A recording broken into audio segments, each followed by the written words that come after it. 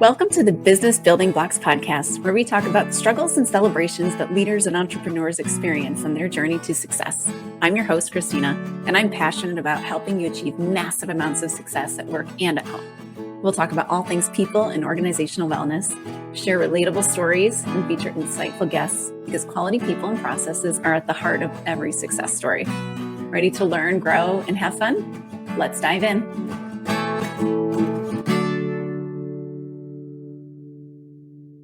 Hello, and welcome to the Business Building Blocks podcast. I'm your host, Kristina Schmitt. I have a very fun guest on today, working on your team to bringing it to that next level that we need to get your business rolling the way you want it to get. So welcome, Chad Bareither. Chad is a founder and principal consultant of Bareither Group Consulting, and he's also an author of the book, Improve Less. He's committed to helping leaders get their time back and get better results by improving less. So welcome, Chad. Yeah, thanks for having me on. It's going to be a fun conversation. I think so. So Chad, tell us a little about yourself. Yeah, so I guess the more demographic stuff is, so I'm based in Southwest Michigan, just outside of Kalamazoo. Been married 20 years to my wife, Rachel, 3 children. And I spent the first 15 years of my professional career in corporations, so large organizations, and predominantly in roles. I was very fortunate to fall into my specialty or niche early of continuous improvement. So worked in quality and reliability roles, and then in the continuous improvement team of a large organization, then 2 other large corporations. And I had the opportunity to support someone else doing continuous improvement, and kind of was able to leverage that side gig into building a consulting firm now, where I am the managing partner, the principal consultant. We have 5 other team members that support delivery for us. And yeah, that's what I've been up to for the last 20 years. Well, sounds exciting. It's a very similar start to mine, actually. I spent 15 years in the automotive manufacturing industry, so very similar. Also started in continuous improvement, which was definitely fun. I think that is the fun part of the work. So lucky us, right? So tell us about what you do at your consulting group. Yeah, so although I would say our strongest results and most established presence is in manufacturing, and I'd say specifically discrete manufacturing, right? That's like we're making something. We've done some work in more process-based manufacturing, like food and beverage and pharmaceutical as well. And we have done some engagements in more service spaces, be it wholesale and distribution, health and human services. Regardless of the organization, if we use for this context, like manufacturing company, is we help those organizations that have either scaled and they've lost margin for some reason, right? We're growing and we're no longer making as much money, or maybe we're not profitable anymore. So that's a challenge. So we're helping them troubleshoot what prevented them from scaling, we'll say viably, right? Financially viable. Or they're at the front end and like, we want to scale, but like, we don't know what to do next. We don't know where we're going to get the capacity from. So we don't want to try to scale and then not be able to deliver on that. So that's, if I generalize the clients we work with, kind of one of those 2 buckets: scaled and like we've lost margin, or like we want to scale and we have no idea where it's going to come from. And with those organizations, it's really based on their problem, their pain point, and their metric, if you will, for the goal. So it could be things like lead time. It could be things like capacity. It could be pretty straightforward of just cost savings, right? We've scaled. We're no longer profitable. We really need to take a look at our options and see where we're bleeding cash. And so we meet that client where they're at in terms of their specific need. And then we do approach it with a framework. So we have a process, but it's not cookie cutter. It's always tailored to their operations. All of the pain points and where we start with the engagement is based upon what we can observe. So I'd say that's facts, right? So data is the numbers, and then facts are what we can go see on the floor. So we kind of marry those up, facts and data, to develop a tailored implementation plan to get them from where they are now to where they want to be, whether that's more financially viable, shorter lead time, better capacity, improved quality. And we're pretty aggressive on this. Since we're on the ground, we're not just delivering polished slide decks, right? We're implementing the scope projects with the team. So we see results in as little as 90 days, right? So our typical engagement is like 3 to 4 months. Okay. All right. So When you're in there and working with them, like what does that look like? So on the front end, it's not a lot of classroom-based training. We might have an introduction to who we are, what we're going to do here, some terminology that we're going to be using through the process, and then it's right to the floor. Find pain points, anything that doesn't look right to you, anything, talk to operators, and we're taking a team with us, right? So it's also about developing their capabilities, not just getting the results one time. So the sustainable part of sustainable continuous improvement is making sure that we have people that know what the heck they're doing, not just like, I changed this because a consultant came in and told me to change it. Right? Yes. So we're working with that team to frame out and scope the projects. And then whether the changes are implemented through more of a project-based methodology or a Kaizen event, if your listeners don't know that, that would be like more of a compressed time scale, 5-day or 2-week for like rapid change. That's really based upon the organization's desire and their own internal operations. So again, we're going to tailor the approach to get there, but we're going to follow the same steps in the process. Yeah. Do you ever run into where, you come in, you start working with somebody and then they're like kind of hiding something from you? Like they're scared to really look. That's a good question. I don't know that I think different than saying they're hiding it is they're not aware. Right? Okay. So they might not be aware it's a problem. There are times with leaders where I feel a little bit more like a therapist, right? Like they're just kind of like telling me what's going on. And similar to like, if any of your listeners have been through therapy, I've spent some time in therapy. That's healthy for everyone listening. It's good for it you, is. right? It's like, good for you. One of the major things that therapy gives you, right, is a language. Like, how do you label that thing that I'm doing so I know when I'm doing it? And the same way, lean, continuous improvement, operational excellence, right, does a lot of the same things. Great. Tell me about that pain point. They can usually articulate the pain or the frustration, kind of the symptom, and we help label that so they know how to call it out. And then we show them a different way of thinking, maybe a different tool that helps address that pain differently. So now, like, in terms of, rather than saying to your question, are they hiding things? I think sometimes they're just not aware. Yeah. Like, I'm not aware that's a problem. I'll speak to one to make that a little bit more concrete. We have a client that we've worked with in food manufacturing, and they will routinely like shift people around in the plant based upon where the work is building up.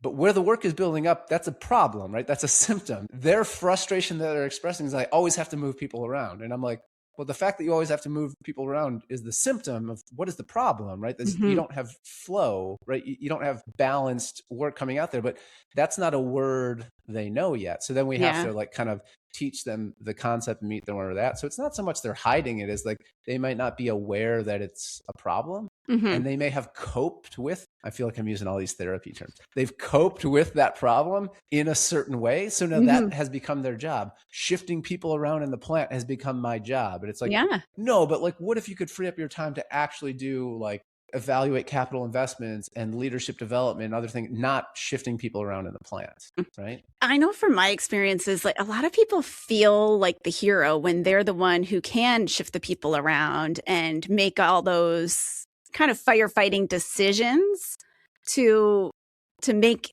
it work somehow, make 2 + 2 somehow make 5 in some way, but they're stealing from somewhere else. So how do you help the teams deal with that sort of mentality? Yeah, well, I wish I could say there's from an individual, from an organizational, there's a very high success rate. I wish I could say there's 100% success rate with an individual, right? But I know a big thing of what you talk about in some of your other podcasts, right, is building systems. Like, so how do I come up with a system around that? So a system of, evaluating or managing work in process, not shifting people around, like takes time to put in place. But you're almost saying like, well, now I'm losing my value is making that on the fly decision because I understand the plant and I can look forward to, but if we try to, it's a mindset shift to like, well, let's get all that expertise out of your head and like build it into the system so you can go solve a bigger problem. I wish I could say there's a 100% success rate with people, but I'd say it's very high, right? When we get them in and we start talking about it, like, how do we make your day easier? How do we make that pain go away so we can deal with this bigger problem somewhere else is really where it resonates. And it's kind of the beauty, I would say, of lean thinking, not to overgeneralize lean thinking, but this way of looking at your business is to think of like, if you actually address the pain points and the frustrations,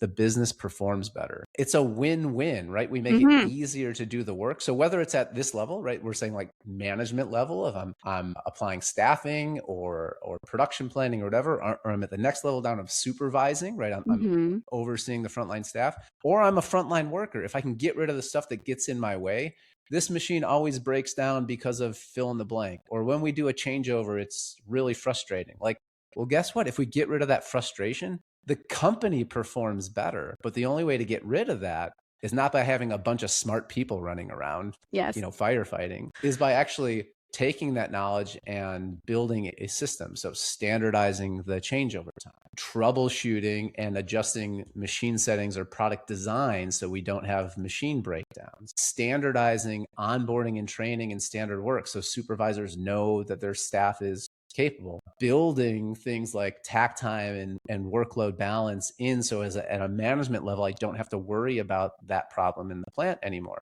And maybe, long answer, sorry, maybe a lot of that sounds a little bit too utopian, right? But I'm confident after doing this. So our business is 7 years old, but the first 2 I was still in. So 5 years independent. For doing this for 5 years for dozens of clients, like it happens pretty quickly, right? 3 to 4 months is our typical engagement. And you see changes in performance. You see changes in mindset by let's just try it and see if it works. Yes. So I want to hit on a couple of things that you said in there. And the biggest thing I want to point out is that freedom piece. I hear so many people say, I don't want to block creativity by putting systems in, by boxing us into this rules or these systems or these processes we have to follow. But I just want to emphasize the freedom that is gained from having some decisions already pre-made, the permission to make decisions that can be cascaded down through the organization, and what that gives to the leaders and to the managers, to the owners. Can you just talk a little bit about that? Yeah. So it doesn't matter which industry, and it doesn't matter which company, right? And it doesn't matter which employee in the company. The one resource that we all walk in the day with the same of is time. So as a leader, your time becomes more and more precious because the consequence or the cost of your decision-making, right, becomes more and more. Wouldn't I rather have, I don't like that's a leading question. I'll just make it as a statement. There we go. I surmise that having more time to spend on important decisions is valuable. Yeah. But I can't manufacture more time. The only thing I can do is take time away from solving problems I've solved previously. So rather than, we're using this like workload allocation one, right? I think is a good, all your listeners can pick their own recurring issue and heroics. If I spent, maybe it's not every day. Let's just say it happens 3 times a week and it takes me an hour. So 3 hours, 3 hours per week. So if I can mitigate that problem, even 50%, that's an hour and a half. I'm going to multiply that out by 50 weeks, right? We'll give you 2 weeks off, leader. Oh, It's 75 hours I've manufactured to be able to make more important decisions. There's almost your full 2 weeks right there. There's another 2 weeks. You can maybe take a vacation or something. There you go.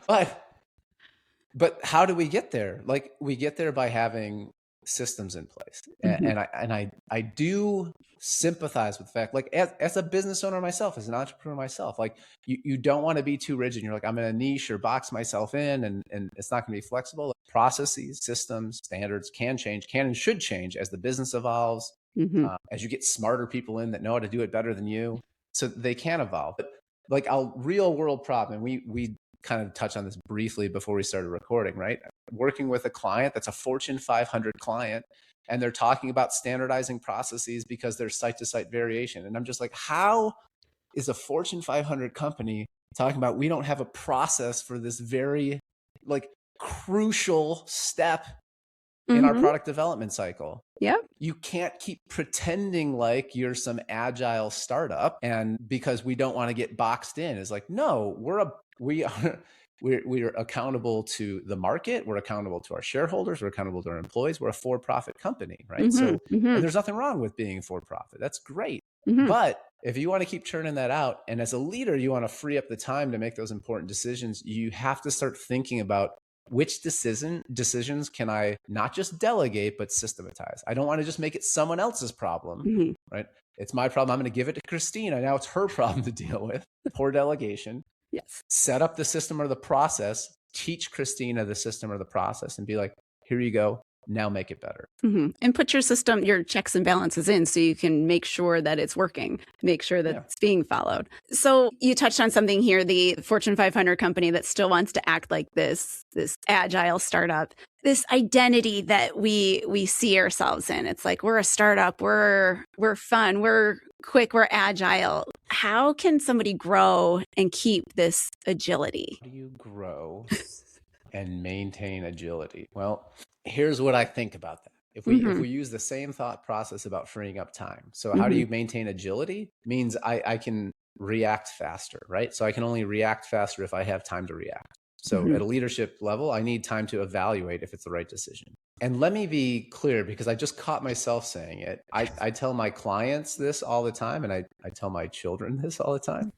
Is there's a big difference between reacting and responding, right? React is an impulse. That's I touch a hot stove, I pull my hand back.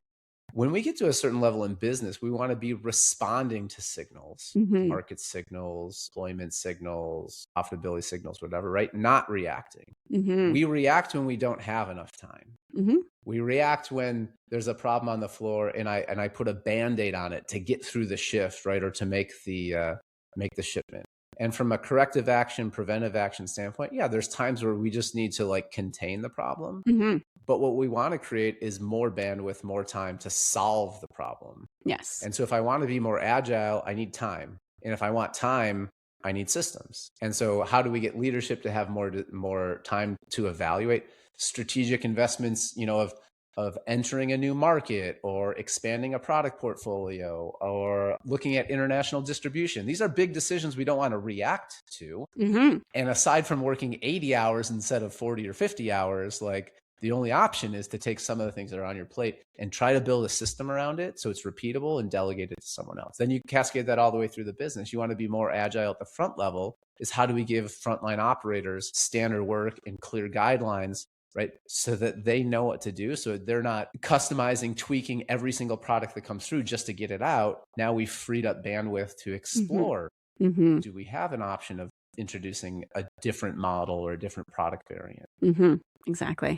You have a Maybe great... It sounds too simple, right? But it is simple, but not easy, right? Yes, exactly. And it's not easy because it takes a little bit of the upstairs brain that you've got to tell it's okay to let go, and the work to actually put the system in place and train people and properly delegate, not just throw it over the wall and hope for the best and then take it back because you didn't delegate it right. Yeah. All right. Let me get back on track here. I get really excited about these things, but you have a great illustration in your book that kind of lays out like time spent versus the level that people are at. Can you tell us a little bit about it? Have your book here. So I can maybe throw the business management system should be composed of 3 elements: strategy deployment, process improvement, and then daily management. And the challenge is, if I'm trying to do it all as the leader, I mean, this should go without saying that if there's any founders, startups, owners that are listening, like, you're trying to do it all, it's exhausting, right? Because there's task switching and everything else. I can't. So if I first want to delegate daily operations of making the product, delivering the service, whatever your particular business is, I need to give some guidelines and training to the people that are going to be performing that, so I can do less of the daily delivery and more of the business development and the strategy and the improvements. So at a higher level, I should be spending most of my time thinking up and out strategy, right? And which key processes, whether it's operations or business development or sales and marketing, but whatever, which processes I need to improve to achieve that strategy. Very few daily decision makings if possible, right? As I get closer to the front line, those shift, and I should be spending less time. I don't want my frontline operator that's running the brake press to just be daydreaming about strategy, right? I want them producing the widget There you go. We got back to widgets There's somehow. widget. It's in your background there. Right. So they should be focused on their daily work and improving their daily work. Right. So once I've created the standard, that's theirs. They own it. And I should be focusing most of my time on execution, daily management of work, and then that other portion and process. And how do I improve the processes I'm responsible for?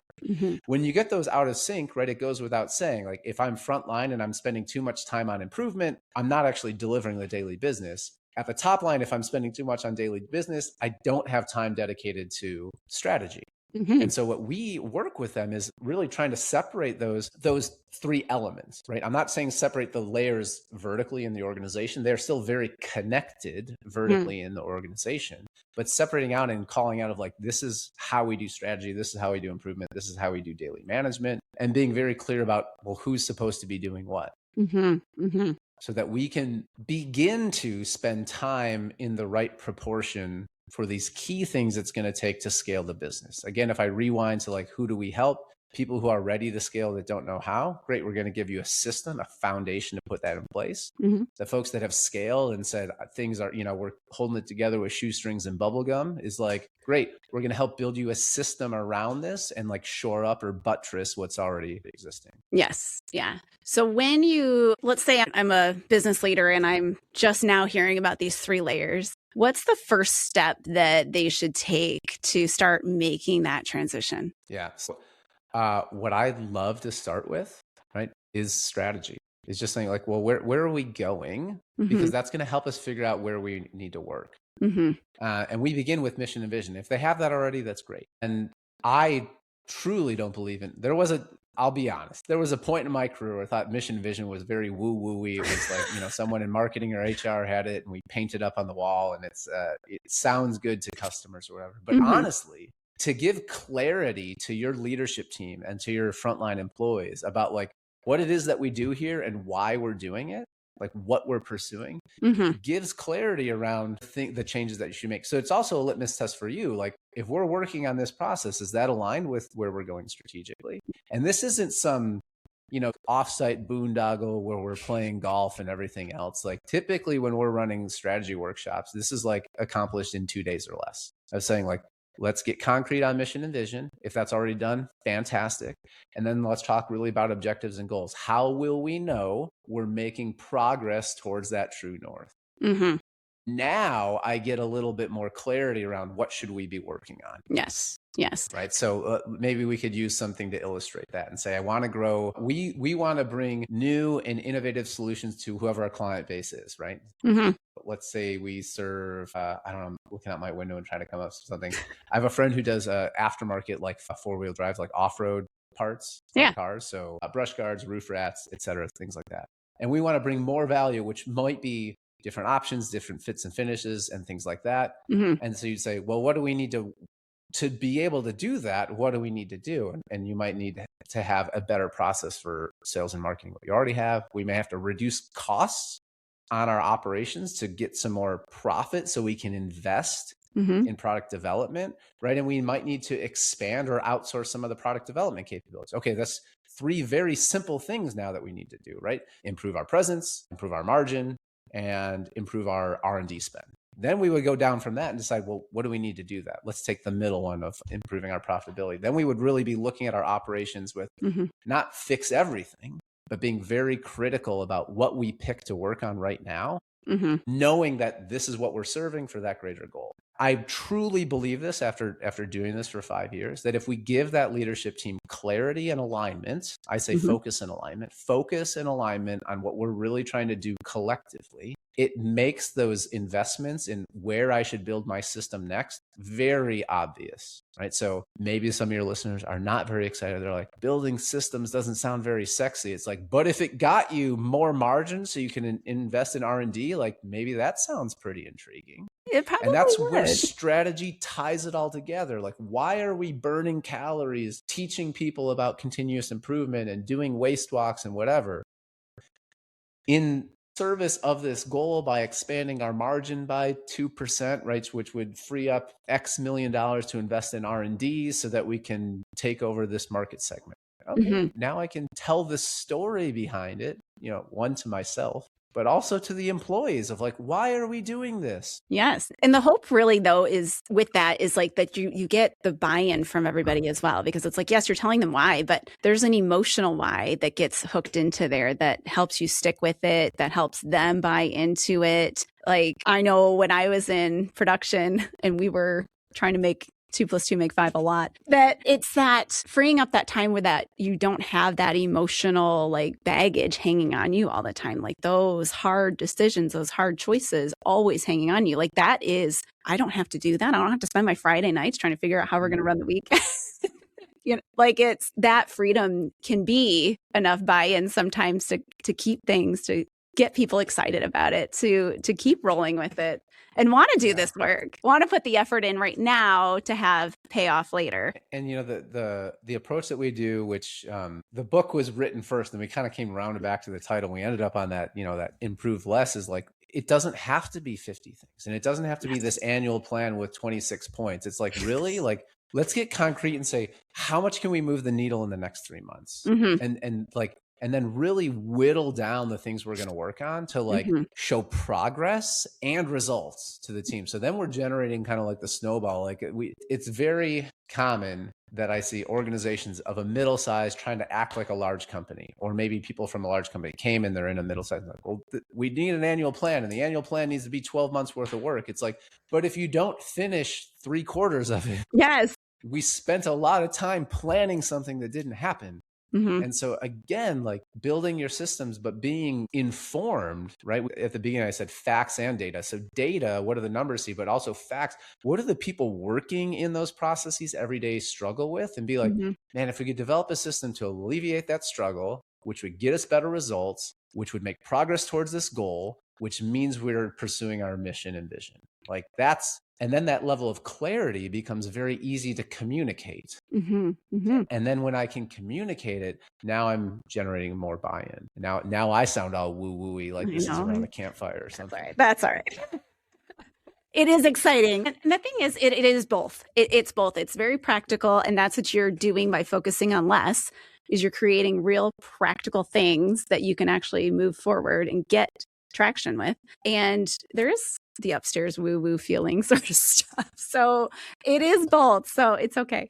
And it's not just for big companies. I'll even say from personal experience, right? Is like we take our own medicine, right? Or as a friend of mine used to say, we eat our own dog food, right? Is like we use the same methods in Improve Less to run Bareither Group, right? And we have, it's a small team, right? I have administrative support and 5 other deployment leads or other consultants. But between the 7 of us, right, maybe that's the same size as some of your listeners' business, right? We have that. We have a mission vision. We have a strategy. We have key things that we're working on. We have standards around business development, marketing, deployment, like actual application of the work, so delivery of the work. And then we review that on a scorecard. So that's our strategy, process improvement, and daily management. So we live by this as well.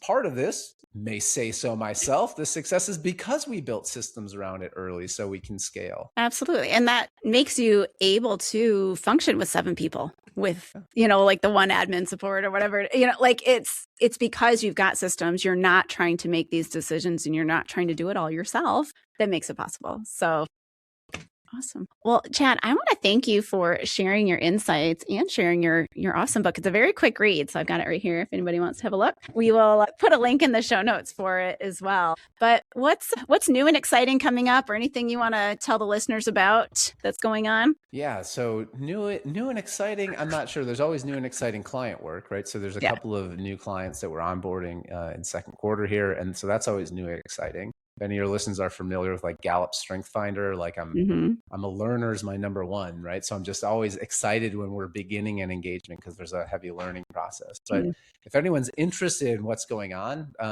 we publish case studies on some of those engagements. We share our insights on LinkedIn. So the best way to get in touch with me if you want to learn more is check out LinkedIn, connect with me. The first chapter of Improve Less is free for download at our website. So it's bareithergroup.com/improve-less. So you can check us out any of those areas. And I am happy to have questions. So if you have questions, email me. My personal email address is right there on the website, or you can set up some time if you got a question about your business and we can talk through it. So I'd say LinkedIn, website, hopefully, as we look at it, our vision is really to support regional prosperity through more sustainable businesses, right? And when I say sustainable, I don't mean environmentally sustainable. I mean like profitable, like we need good cash flow. So I really stand behind what we do. I've probably given away as much value as I've delivered in terms of insights because it's a collection that I've learned over 20 years, but I truly believe it'll help companies. So if you have questions, come find me on LinkedIn or check out the website. Thank you again. And I appreciate all of your insights and everything that you've shared with us. So thank you so much. And